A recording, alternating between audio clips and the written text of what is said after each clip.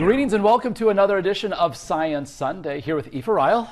Good morning. Good morning. We're here, of course, at the Connecticut Science Center in downtown Hartford. We're talking about different types of glass this morning. Yeah, right.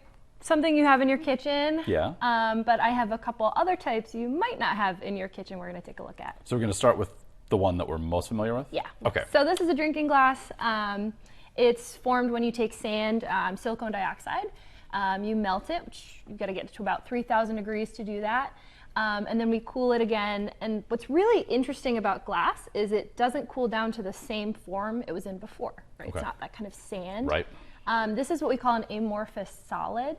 So it's kind of like a frozen liquid, which is really interesting and gives it the really nice properties of glass. And 3,000 degrees. 3,000 degrees, wow. Okay. Yeah. So moving on to Yes. this one, that is actually glass. Okay. It's not clear. It's not clear. It looks a little different. This one was actually formed when a meteor impacted the Earth in China. And again, the ground got so hot, the soil melted and then cooled down again to form this. And this particular piece is from China. Yes, and we call this a tektite. Okay. But yeah, that's actually glass as well. Okay. And we have one more example. This one's from Florida. Yes. All right. And this one was formed actually when lightning struck sand.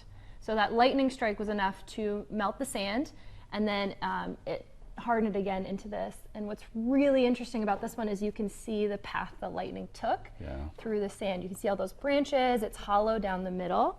And we call this one a fulgurite. Okay. So again, this is glass, looks really different.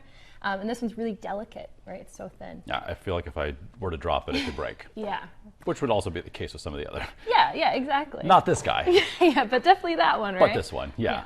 So all different forms of glass look very different, but all formed in a very similar process. Okay, very cool. Yeah. So no way to segue to a movie that's happening that we want to let folks know about this afternoon here at the Science Center. Yeah, good movie though. Good movie. We're showing Coco in the 3D theater right. at 2 p.m. today. Okay, so ctsciencecenter.org, you can learn more about that, get your tickets, or get them here in person. Absolutely. All right, Aoife, thank you so much. And of course, we'll see you for another edition of Science Sunday next weekend. Have a great Halloween.